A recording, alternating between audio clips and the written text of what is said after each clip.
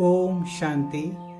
माया से बार बार हार खाने से मन में चलने वाले कमजोर व्यर्थ संकल्पों को समाप्त कर स्वयं को उमंग उत्साह से भरपूर कर परम पिता परमात्मा से कंबाइंड अनुभव करने के लिए पावरफुल योग कमेंट्री।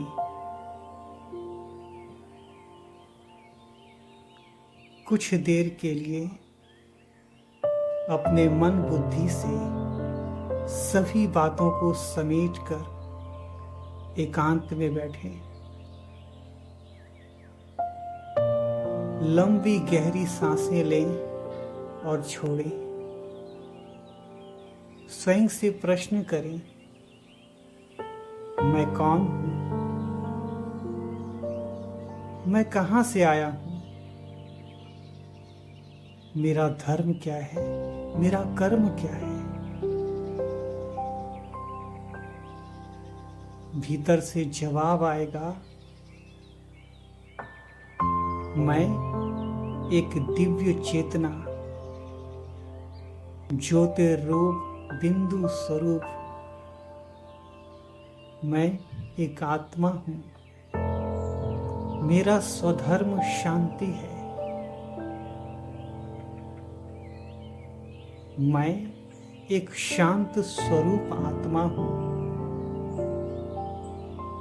परम पिता परमात्मा की अमर संतान हूं मैं।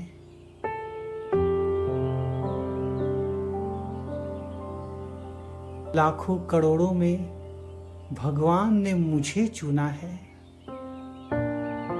उसने मुझे अपना बनाया है।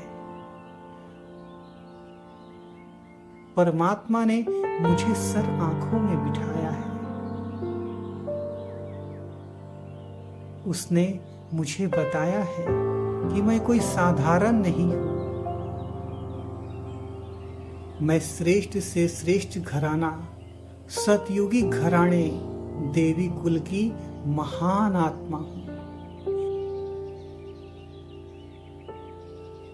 इतने श्रेष्ठ कुल की मैं आत्मा इस कलयुग के कर्म क्षेत्र अर्थात कुरुक्षेत्र में माया के अलग अलग तरीके के पेपर तूफान आ रहे हैं।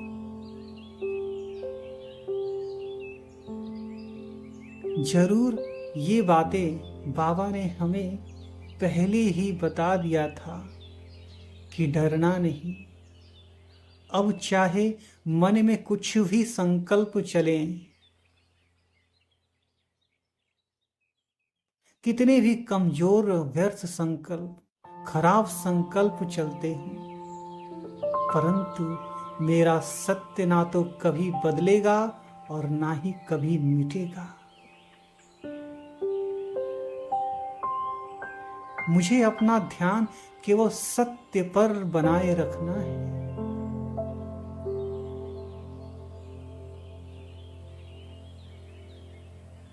अपना ध्यान सदा सत्य पर लगाए रखना है।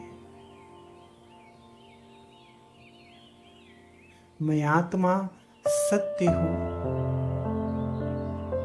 मेरा पिता परम पिता ज्योतिरूप बिंदु स्वरूप परम धाम में रहने वाला वो पारलौकिक पिता, वो सत्य है।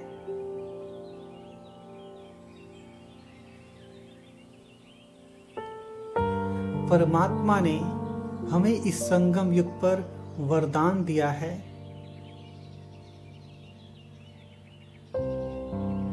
कि मैं जिस संकल्प को ध्यान देती हूं उसमें प्राण आ जाता है, शक्ति भर जाती है। तो अब मैं केवल उन्हीं संकल्पों पर ध्यान दूंगी जो परमात्मा ने मेरे बारे में बताया है।